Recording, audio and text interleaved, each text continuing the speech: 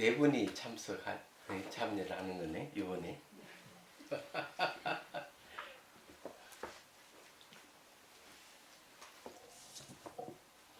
우리가 이제 수행을 하는 게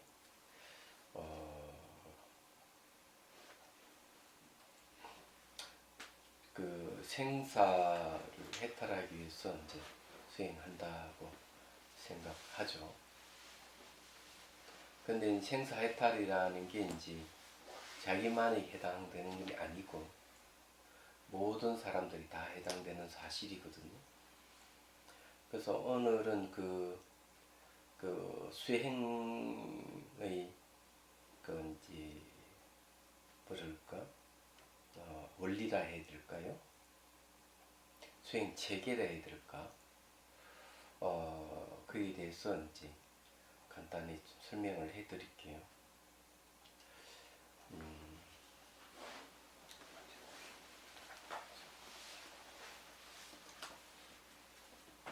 우선 이제 보조국사의 진심직설에 보면은 수행을 하는 데 있어서 진심을 알아야 된다. 진심, 참 마음을 알아야 된다고 얘기를 합니다. 그 참 마음의 체와 용에 대한 얘기를 하고, 그 다음 수행의 방법에 대해서 쭉 설명을 하고 있습니다. 아주 작은 책자지만은 아주 깊이 있게 이제 다루고 있고 일목요연하게 잘 얘기를 하고 있어요. 그러면 이제 우리가 참 마음 진심이라고 하는 다른 말로 하면은 뭐 불성, 법계, 진여, 보리 이런 말하고 같은 뜻이에요. 성가에서는 이것을 뭐 심을, 심광 이렇게도 표현을 하고 있고요. 또 무건수라 해가지고 뿌리 없는 나무 이렇게도 표현을 해요. 근데 이걸 그냥 얘기하면은 참마음, 이 보조국사께서는 그렇게 얘기를 하고 있습니다. 이걸 이제 알아야 된다는 걸 얘기를 하죠. 근데 이제 우리가 알아야 될 게 뭐가 나면은 참마음 하면 마음에 대해서 우리가 바른 이해가 좀 필요해요. 육체와 상대되는 마음이라든지 이 보이고 들리는 이 물질과 상대되는 마음을 얘기하는 것이 아니고 자기 몸부터 해서 보이고 들리는 모든 것들이 전부 다 마음의 표현이 지나지 않는다. 또 마음의 그림자다. 이렇게 얘기하고 있고 하원경에서는 일체 모든 것들은 마음 자체의 성품이다. 이렇게 얘기를 하고 있습니다. 이런 것이 우리가 먼저 선행이 돼야 돼요. 근데 이것이 그냥 과학적으로 증명이 되느냐? 이렇게 이제 우리가 반문한다면은 증명되는 일들이다. 이렇게 간단히 얘기하면은 이 형상들이라든지 색깔 같은 것 이런 건 원래 과학자들의 말들은 물리학자들의 말 들어보면 존재하지 않는다. 소리도 그렇고 냄새도 존재하지 않는 것이다. 이렇게 얘기를 합니다. 그러면 이 세계는 물리학자들의 말대로 파장으로 이루어진 세계인데 이것이 파장이 눈으로 오면 모양과 색깔로, 코로 오면 냄새로, 귀로 오면 소리로 인식한다는 것이죠. 파장이 그렇게 모양, 색깔이라든지 소리란 냄새로 전환이 될 수 있는 것은 바로 마음이 그렇게 전환시킨다는 겁니다. 그래서 이제 이 파장의 길이에 따라서 뭐 색깔로 인식하고 그래서 이제 얘기하자면은 이 세계를 이제 봤을 때 사실은 물리학자들 말 맞다나 원자핵이 아무리 견고하고 밀도가 높다 하더라도 생각보다 단단하지 않다.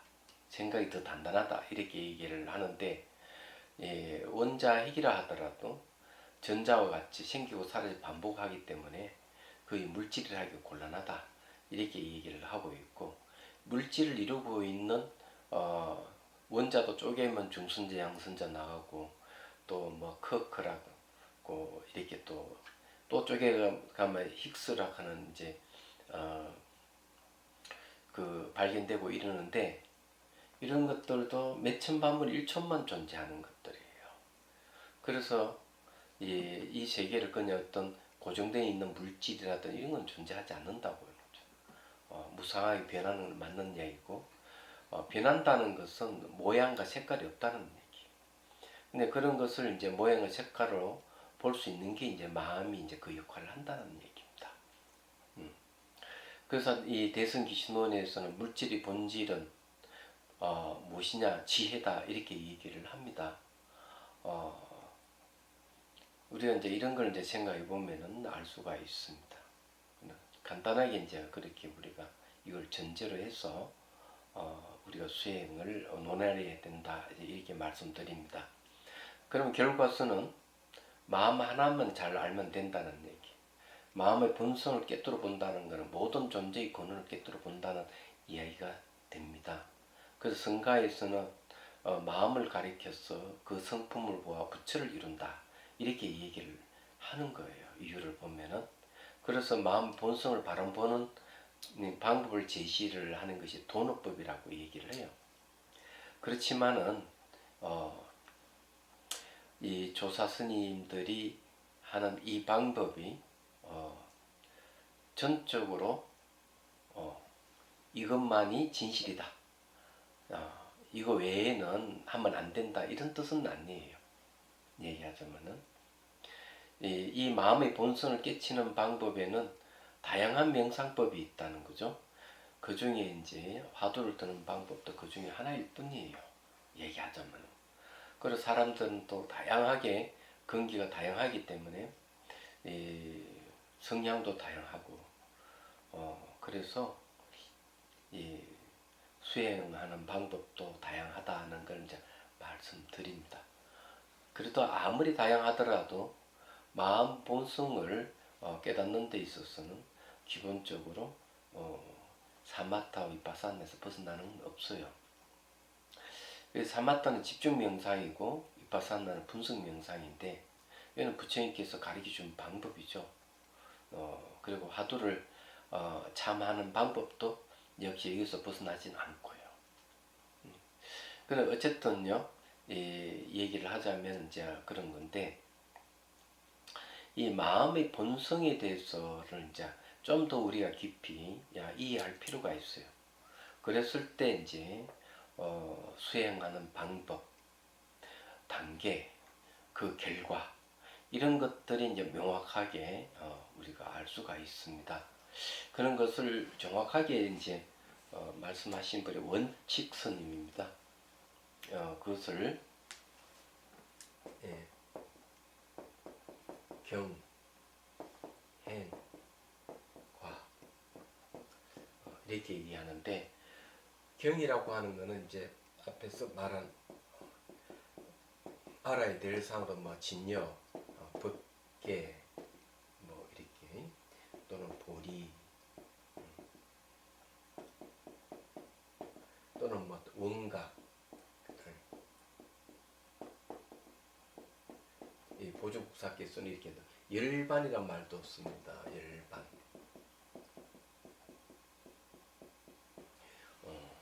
그 다음에 뭐 심월, 심광, 뭐 이런 여러 가지 이름을 이제 쓰지만 다 같은 뜻이, 말만 다르고.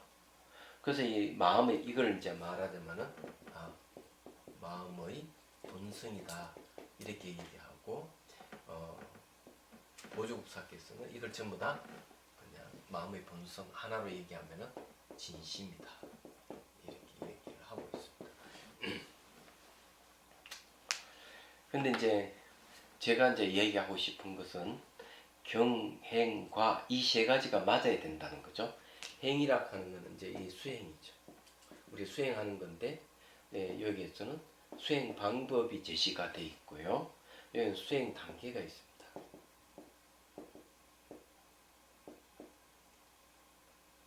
이는 행에는 이게 들어갑니다. 근데 이렇게 수행해서 이 얻은 이 결과가 역시 진여의 현현, 진심의 현현이죠.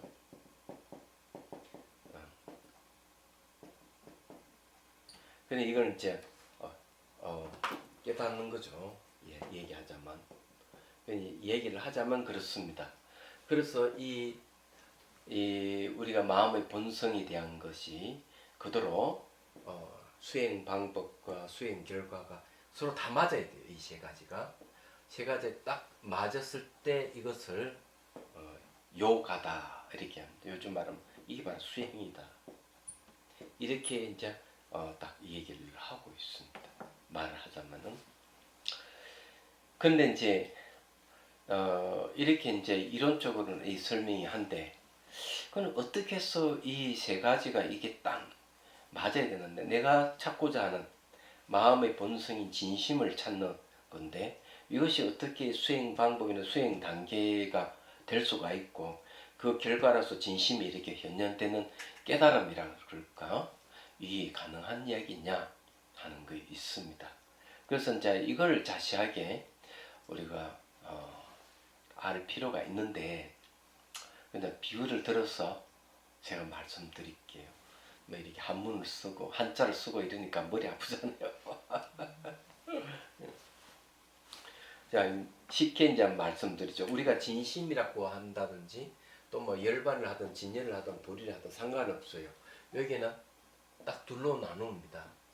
하나는 바탕, 체가 있고 하나는 용이 있어요. 이래 체용으로는 하나의 바탕과 작용으로 나누는데, 체락하는 것은 변하지 않는다는 불변의 뜻이 있고요. 용이라 작용하는 것은 인연을 따르는 수연의 뜻이 있습니다. 예, 수연의 뜻이 있어요. 예, 수연. 그래서 이제 불변이라고 얘기하는 것은 이걸 바로 공을 얘기하고, 예, 수연이라고 얘기하는 것은 이 비에 있는 이거는 반조를 얘기하죠. 비추 보는 거 작용입니다. 그래서 보통 이 비유를 들어서 얘기하면 반조는 거울에 비유하고요, 공성은 허공에 비유합니다. 얘기하죠. 그래서 우리 마음을 두 쪽으로, 이 마음을 얘기하면 텅 비 있는 허공과 거울의 비유를 많이 하고 있어요. 그래서 이제 오늘은 요기에 대해서 설명을 해드리죠.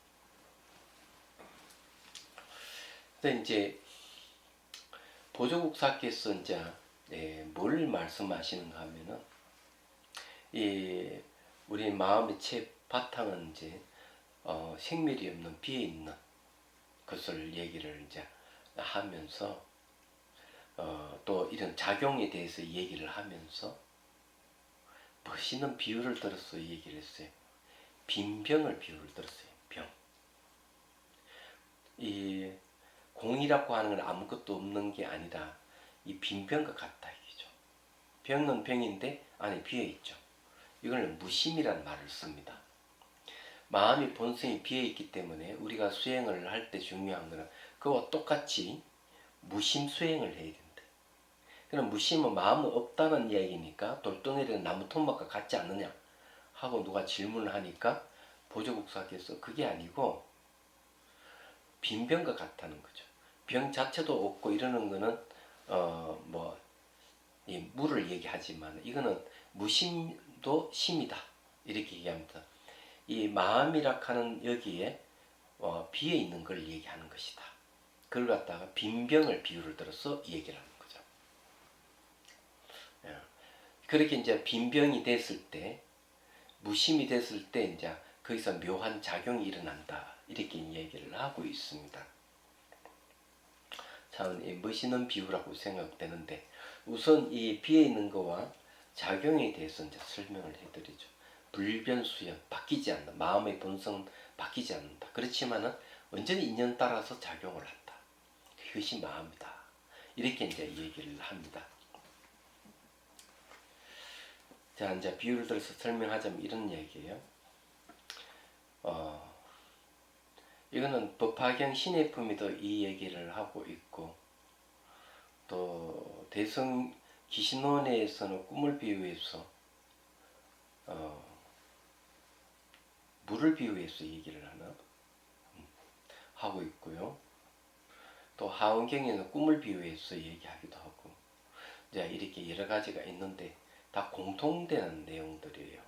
그 중에서 우리가 알기 쉽게 얘기를 할 수 있는 것은 우선 꿈을 들어서 이제 얘기를 하죠. 비유를 제가 한 두 가지 정도 들어서 말씀드리겠습니다. 한 사람이 이제 물에 빠져가지고 막 그냥 허덕거리면서 벗어나려고 노력을 하는 거죠. 그래 막 물에 빠져가 막 허죽거리면서 벗어나려고 막 노력을 하는데 우리가 살고 있는 현실을 얘기합니다. 살아가는 너무 괴롭고 힘들기 때문에 에서 벗어나려고 노력을 하죠. 이야기하죠. 이게 이제 벗어나려고 노력하는 것이 이제 분부의 깨달음이라고 얘기합니다. 근데 꿈에서 그것이 알고 보니까 꿈이라 하는 사실을 알게 됐어요. 물에 떠내려가면서 막 호주 벗어나려고 하는 자체가 이게 꿈이구나 하고 아는 순간 그 물에서 벗어나려는 마음을 멈추는 거죠. 이걸 이제 어린아이 깨달음이라고 얘기합니다. 그러니까 성문과 영각의 깨달음이에요. 그러고는 이제 내가 이것도 꿈이니까 더 이상 허적거릴 필요가 없고 물에 푹 잠겨있는 대로 내버려 두는 거죠. 그러다가 이것 자체도 꿈이다 하는 걸 알고 몸부림치면서 깨어나려고 합니다. 이걸 이제 어른의 깨달음이라고 그래요. 이제 보살의 깨달음이에요. 그래서 몸부림치고 탁 깨어나고 보니까 침상에서 벗어난 적이 없는 게 이게 이제 구경각이에요. 자, 여기 이제 우리가 주목해야 될 것은 뭔가 하면은 잠들 때도 침상에 있었고 잠이 깼을 때도 침상이라 하는 게 있습니다. 이게 이제 중요하다는 얘기예요. 자, 두 번째 비유를 들어서 얘기를 하면 한 아이가 이제 가출을 했어요. 부모가 이 아이를 찾으려고 엄청 노력했는데 찾지를 못하고 10년, 20년, 30년, 40년 흘러간 거예요.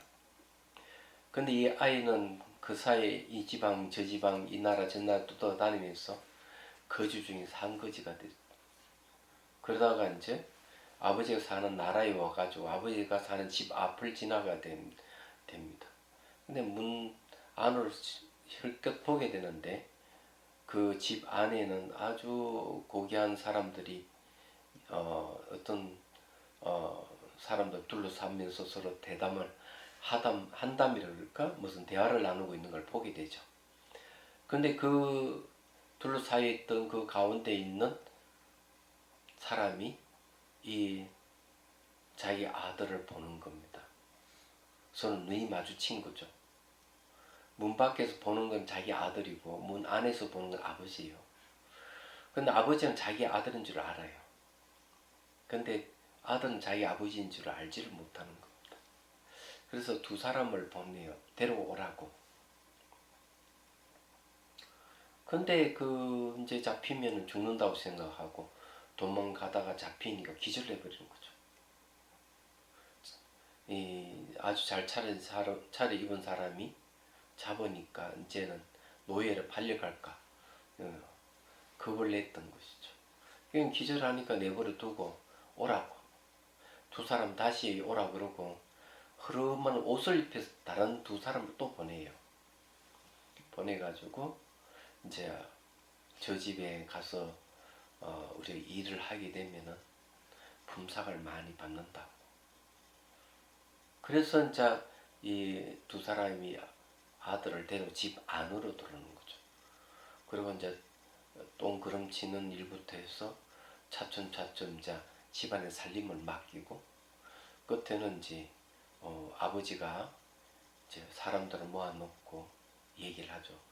이 아이는 언제 가출해서 되돌아온 아무개 누구 내 아들이다 하고 선언을 하게 되죠. 그때서야 아들은 자기 아버지인 줄을 알게 됩니다. 아버지는 자기 갖고 있는 재산을 물려주는 이야기입니다. 이 이제 법화경이 나오는 거죠. 신약품에. 근데 여기에서 중요한 것은 집을 나갔다가 다시 집으로 돌아왔다는 데 있어요. 집이 중심이 되죠.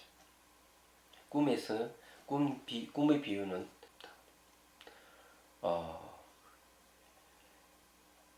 집 나가면 개고생하는 건 뻔한데 왜 나갈까? 그렇잖아요. 그 아버지는 이제 부처님을 얘기하고 아들은 중생을 얘기하는 건 분명히 우리가 알 수가 있어요. 집이라고 하는 것은 바로 마음을 얘기해요. 마음, 집 안으로 들어왔다는 건 마음 안으로 들어왔다. 마음의 본성을 봤다는 얘기예요. 그걸 깨달음을 얘기하는 거예요. 그런데 우리는 마음을 바깥으로 늘 쏘고 다니잖아요. 그러다가 막 괴로워하는 거죠. 괴로워하면서 그래서 벗어나려는 마음을 내면서 자기 마음을 들여다보게 되는 겁니다. 그래서 이제 명상을 한다거나 수행을 한다 하는 것은 자기 본래 집으로 돌아오는 걸 얘기하는 거예요. 근데 알고 보면은 집 나가서 되돌아오는 이 자체가 그냥 전부 다 마음의 현상들이에요. 얘기하자면.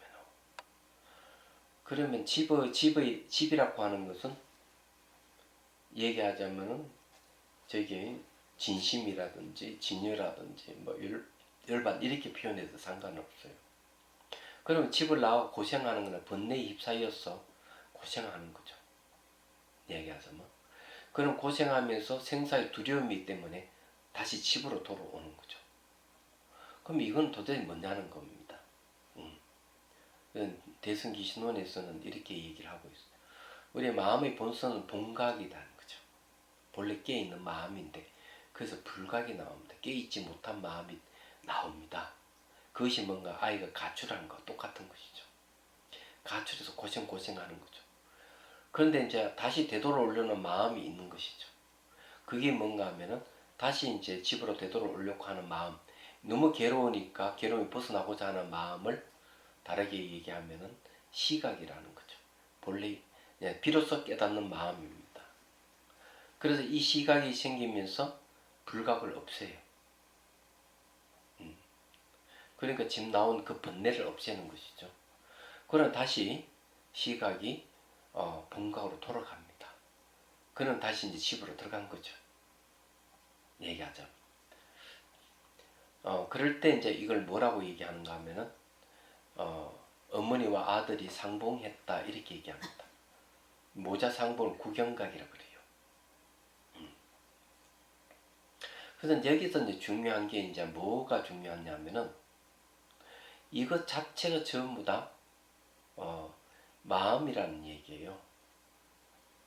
그래서 이제 집 나가 개고생을 하는 것은 마음의 본성이 원래 있는 그대로 비어 있어서 그래요. 비어 있다 하는 것은 거기에 비어 있는 것은 본성은 이 비춰서 보는 게 없는 마음 거울입니다. 마음 거울 자체가 비어 있다는 거예요.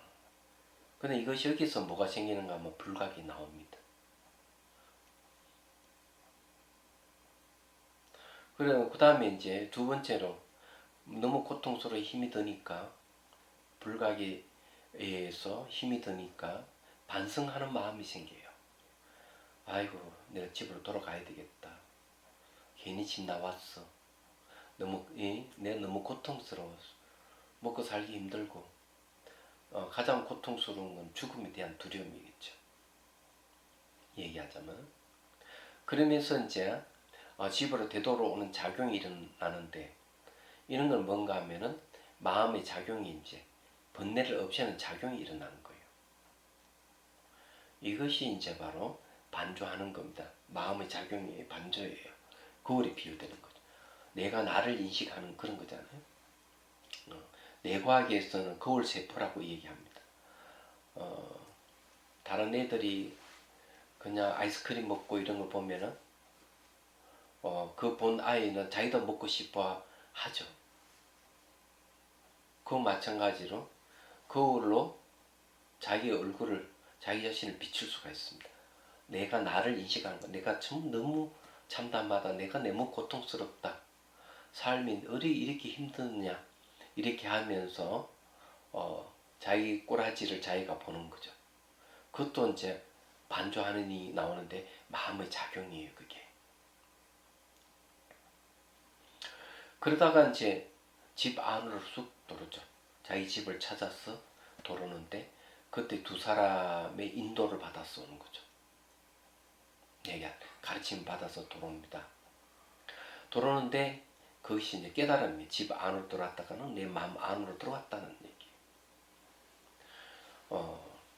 들어왔을 때는 그걸 이제 바로 법신이라고 얘기해요. 깨달음 받을 때 주관 객관이 사라지는 거죠. 내가 집을 떠났을 주객이 나눠져 가지고 주관이 객관을 인식을 계속 하다가 반성하게 되면 주관도 마음이고 객관도 마음이라 하는 사실을 알게 되는 거죠. 그러면서 이제 주객이 같은 마음이라 하는 걸 알고 수행을 또 반조를 해가면서 결국 주관도 비어있고 객관도 비어있는 걸 알게 되는 거죠. 그래서 이제 물에 물을 타면은 경계가 없듯이 비어있는 마음을 지켜보는 지혜와 공성이 둘이 아닌 본래 하나라는 걸 알게 되는 거죠.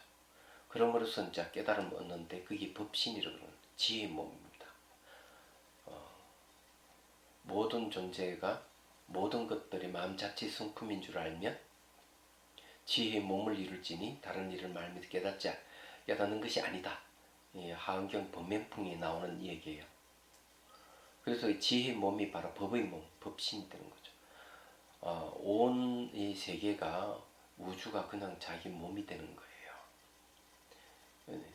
마음 하나로 전부 다 깨뚫게 되는 겁니다. 말하자면 그게 이제 진심에 머무는 거죠. 얘기하자면. 그리고 이제 수행하면서 이제 다른 사람에게도 영향을 줍니다. 다른 사람이 영향을 주는 건 뭐냐면 거울은 자기만 비추는 게 아니에요. 남의 아픔도 비춰줄 수 있는 마음이 생기는 거죠. 그걸 이제 연민심을 일으키면서 도와주는 거죠. 중생을 돕는 마음으로 작용. 물론 그것이 그 이전에도 작용하지만은 근데 이런 네 가지 과정이 번뇌를 일으키고 번뇌를 없애고 깨달음을 얻고 남을 도와주는 이런 네 가지가 놀랍게도 마음의 본성이라는 거죠. 그래서 이 집 나간 것도 자체 성품이 비어있기 때문에 집을 나가는 거예요. 그래 남 따라서 막 그냥 휘둘리고 이런 그 수연하는 거죠. 인연 따라서 그렇게 막 살아가다가 너무 괴롭고 이러면 자기를 비춰보는 그걸로 비춰보는 반조가 생기는 거예요. 수연이죠. 수연이면서 반조가 생기는 거예요. 그러면서 이제 뭘 보는 거예요? 자기 마음의 본성이 비어있다 하는 걸 보는 거. 집 나온 것도 결정되어 있는 것도 비어있다 하는 거는 고정되어 있는 게 없다. 결정된 게 없어서 그런 거죠. 그래서 다시 되돌아오는 것도 마찬가지예요. 되돌아오는 것도 늘 공성을 보고 있으니까 무상을 통해서 모든 걸 변하는 걸 통해서 상호 의존하는 걸 통해서 자성이 없다 하는 걸 알게 되면 마음의 본성이 자성 없는 쪽으로 되돌아오는 거죠. 얘기하자면. 근데 그런 되돌아오는 과정이 수행 단계가 생기는 겁니다. 근데 이 수행 단계도 알고 보면 마음의 본성이 그 하나도 벗어나지 않는 거죠. 그래서 마치 침상에서 꿈을 꾸다가 깨고 보니 맨 침상 그대로라고 똑같은 겁니다. 침상에서 일어난 일들이죠. 알고 보면. 그렇기 때문에 이제 우리는 이러한 사실을 잘 알아야 됩니다. 수행을 한다는 것은 바로 이 괴로움에서 벗어나는 것, 삶과 죽음의 괴로움이 벗어나는데 이 괴로움이 우리에게 되돌아보게 하는 힘이에요. 그는 욕망에 따라서 사는 것이 바로 가출한 거예요. 집 나간 거란 말이에요. 얘기하자면. 그래서 하나의 마을을 이루고 도시를 이루고 산다 이 사람들이. 그러면 거기서 온갖 괴로움을 다 당하죠. 얘기하자면. 거기서 인종차별도 있고 성차별도 있었고 계층 간 차별도 있고 별별 게 다 있는 거예요. 근데 그런 게 차별심이 일어나는 건 바탕이 결정된 게 없기 때문에 그런 거죠.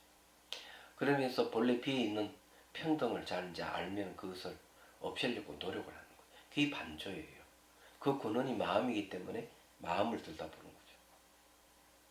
그래서 이제 경과 행 통해서 과락하는 것은 경에서 행으로 오고 행에서 과로 오는 건 집 나가서 자식으로 돌아오는 거 똑같은 내용. 그래서 이런 내용들이 결국 전부 다 마음 하나에서 일어난다는 얘기입니다. 그래서 이제 이런 것을 이제 우리가 사유를 해서 되돌아오는 방법을 제시한 것이 바로 깨달음의 방, 깨달음의 지도 명상하기 이런 겁니다. 그래서 자기 집에서 출발해가지고 명상 정원으로 와가지고 혼침이라는 토끼와 원숭이라는 들뜸을 유혹에서 벗어나서 그 숲속에 사는 이 두 마리의 유혹에서 벗어나서 수행의 길을 묵묵히 걸어가.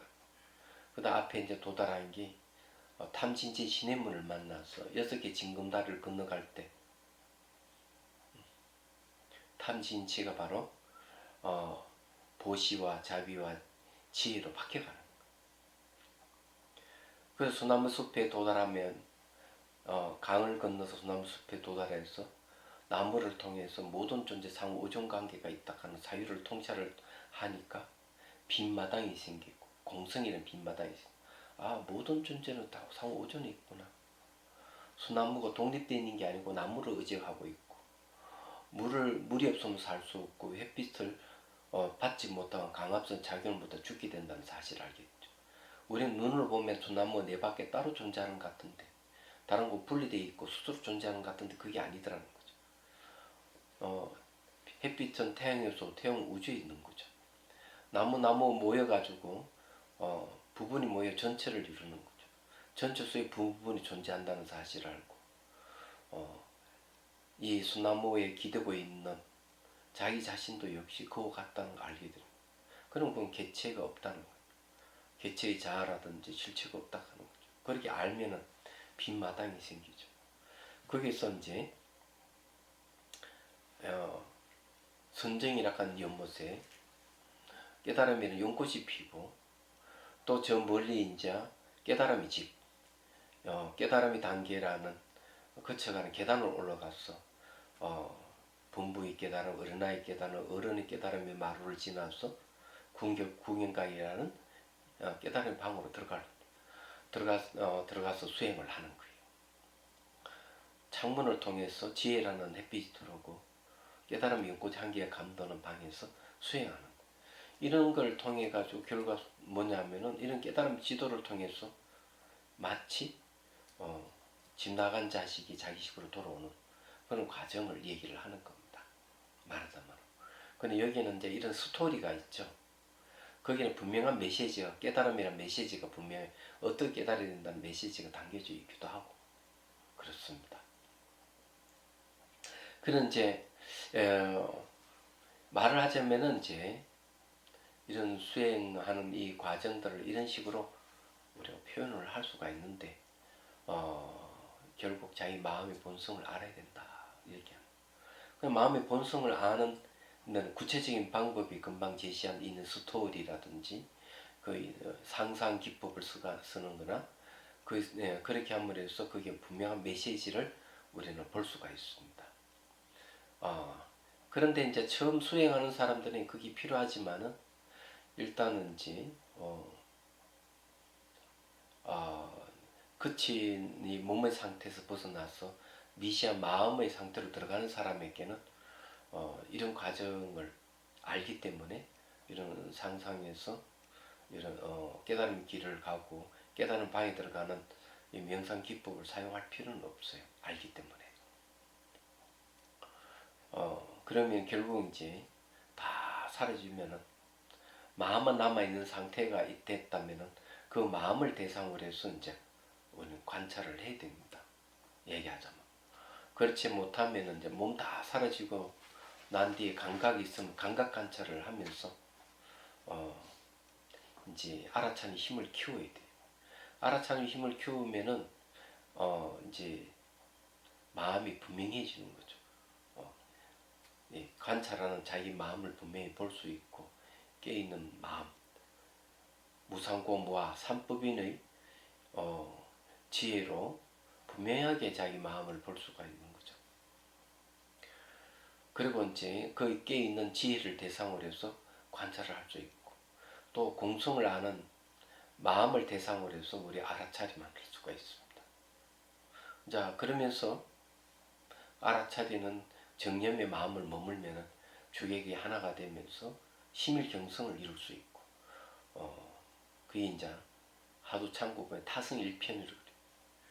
그럼 그 속에서도 선정이 일어나고 선정이 일어나면 선정 속에서도 늘 이 공성에 대한 것, 무아에 대해서 잊어버리지 않고 거기에 대해서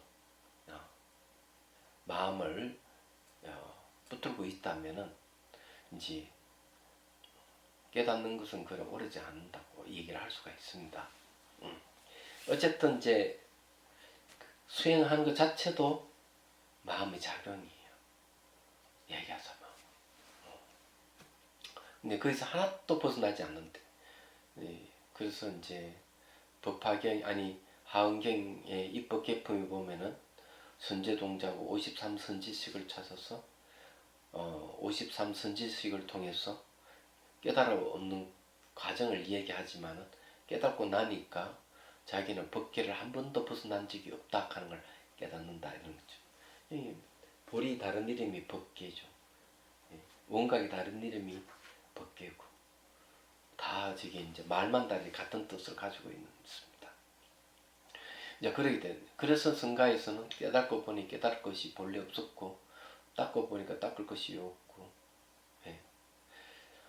그렇게 이제 얘기를 하는 것이죠. 근데 이제 이런 과정을 통해서 우리는 이제 삶과 죽음 문제를 완전히 해결하고 대자유인이 되는 겁니다. 오늘 내용이 이제 간단하게 얘기하자면 그런 내용들이에요.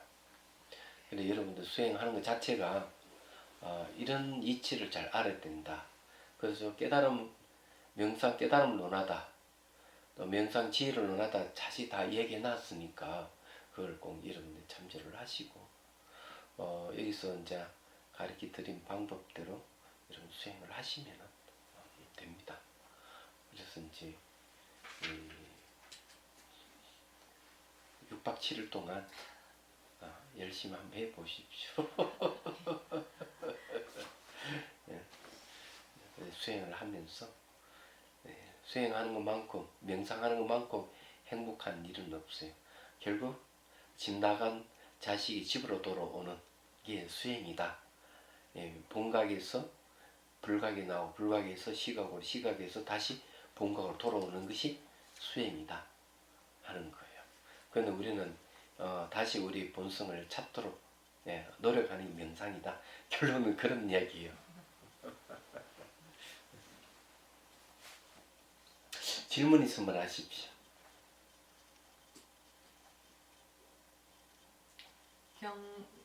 저기 한자 용어가 이제 경자 저거는 예전에 계속 다른데 용어 많이 들은 걸로는 경이 보통 바깥 경계를 이야기할 때 저 경자를 많이 쓰는데 여기서 완전히 다른 뜻이다, 그지? 네, 바깥 경계를 쓰는 건 지금 알아야 할 대상이니까 경이라는 거고, 그래서 경의 내용이 바로 진열을 얘기하는 거예요. 말하자면 알아야 할 대상이니까 경이라고 얘기하는 거예요. 우리 마음의 본성을 우리 알아야 되거든. 그 본성을 경이라고 알아야 할 대상이니까 그런 거죠. 그래서 이제 이걸 얘기하면 경을 얘기할 때는 두 가지를 얘기해요.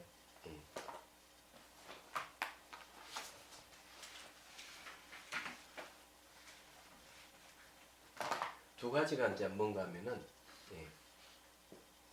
하나는 이제 가르침을 받아야 돼. 그 다음에 하나는 이치를 사유해야 돼요. 요거는 가르침을 받아야 되기 때문에 자기가 듣는 문제고, 요 이치는 사유해야 되거든요. 사유해야만 아니까 사에 접속하는 거죠. 그 다음에 요거는 같은 행위고, 그 다음에 같은 결과를 얘기합니다. 그런 교리 행가로 보통 그런 거죠. 또 이제 이걸 다르게 얘기하면은 그 가르침을 내 받는다 하는 것은 바로 이 지혜를 얘기를 합니다. 내 가르침 받으면 지혜가 생기죠. 그러면 지혜가 생기면서 뭐가 생기는 믿음이 생기는 거죠. 믿음. 그 다음에 이제 이치는 뭡니까? 알아야죠. 알아야 되는 게 해라고 얘기하는 겁니다. 그는 신의 행. 이건 똑같은 행입니다. 그 다음에 이건 정명할 정자성, 정입니다. 그는 이제 정과라고 하죠. 깨달음을 얘기합니다. 그러니까 교리행과 신의 행정, 이게 딱 맞게 돼 있어요. 그래서 이것이 맞는 것을 이렇게 맞아야만 이것을 수행이라 할 수가 있다. 그는 줄여가지고 원칙 선생님 줄여가지고 경행과, 이것이 요가다, 이것이 수행이다, 이렇게 분명하게 얘기를 하고 있는 거죠. 이 깨달은 내용이 수행을 통해서 결과로 분명히 나와야 된다, 이렇게 말하죠. 그런 걸 얘기를 하고 있어요. 요 이야기는 명상 지혜를 논하다. 거기에 앞에 제가 이 교리행가에 대해 이렇게 설명해 놨습니다. 그걸 이제 한번 보시기를 바랍니다. 근데 결국 이 핵심은 어디 있는가 하면 경이라 하는 이 진심 마음이잖아요. 마음의 본성에서 행이 나오고 가가 나오고 다 나오는 거예요. 나와 다시 되도록 하는 거예요. 이 쉽게 말해가 집 나온 자식이 다시 집으로 돌아가는 거죠. 이게 수행이에요. 그래 만일에 이제 여기서 벗어나는 얘기라면은, 예를 들어 가지고 이제 보면은 난 천국 간다. 지금 이 자리를 떠나가 천국 가서 영생한다 하는 것은, 그는 집 나가서 집으로 돌아오는 게 아니고 그냥 타향살이 하는 거예요. 그는. 그 왜 그렇게 얘기를 하느냐 하면은 가장 이 낮은 근기에서는 그를 이제 천인교라 그래요. 하늘 천자 사람인자 천인교인데, 천인교의 특징은 뭐냐면은 천국에 태어나는 것, 천계에 태어나는 걸 목적으로 합니다. 그렇지 않으면 최소한 다시 인간으로 태어나는 걸 목적으로 해요. 그러려면은 도덕성을 가지고 남에게 많이 베풀고 이렇게 해야 된다는 거죠. 근데 두 번째 근기가 있는 사람들, 조금 마음의 크기가 좀 큰 사람들은 천계는 그래도 영원하지는 않다. 그것도 시간 공간의 제약을 받는다는 거죠. 그래서 열반을 추구하는 마음이 생기는 거예요. 얘기하자면. 그 열반을 추구하, 열반이야말로, 열반이 다른 말로 하면은 우리 마음의 본성을 얘기하죠. 진심을 얘기하는데, 거기에는 시간 공간을 완전히 벗어났기 때문에 생로병사가 없는 줄 알아요. 근데 그걸 추구하는 게 작은 마음을 가진, 중간 크기의 마음을 가진 자의 수행입니다. 본격적으로 이제 명상하는 거죠. 그렇지만은 그것도 완벽하지 않다고 보는 사람들이 생깁니다.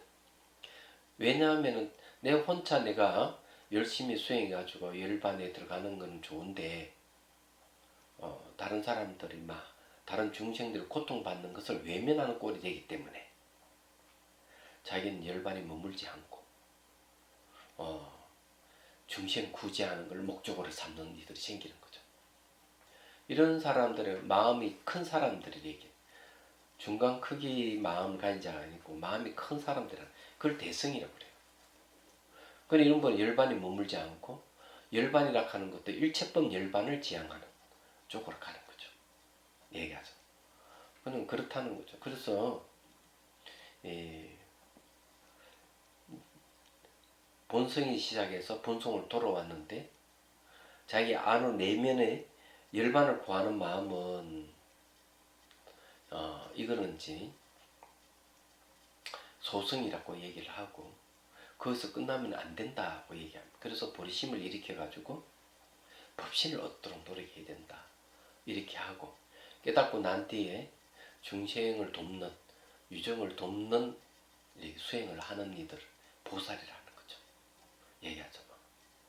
자기가 깨달은 거울을 남에게 이리 비추줘서 그 사람이 그 거울을 통해서 자기가, 스승의 거울을 통해서 자기가 이제 깨달음의 길을 가도록 해주는 거죠.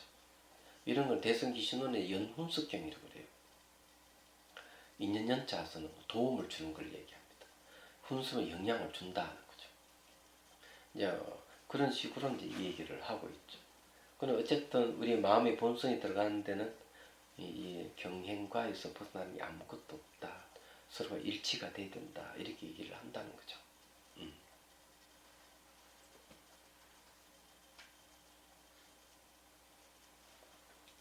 다른 뭐 질문 있습니까? 오늘 수업 예? 게 없는 수업 오늘 강의 들은 거하고 상관없는 질문 해도 될까요? 예. 그 육조단경에서 말씀하신 것 중에서 마음이 가령 뭐 고민이 있거나 계속 올라오는 생각이 있는 거에 대해서 이게 마음 밖에서 있는지 마음 안에서 있는 건지 그거를 말씀하신 것 저는 그게 좀 이 어려워서 번뇌락 하는 것이 내 안에 본래 갖추고 있는 건지 밖것이 온 건지 이렇게 이제 살피는 거는 이제 분석하는 방법이에요. 이야기하자면 분석하는 방법인데 이 보조국사께서 가르치는 방법은 어떤 방법을 얘기하는가 하면은 연기적각을 하라고 얘기합니다. 이 성각이감도 나오는 말인데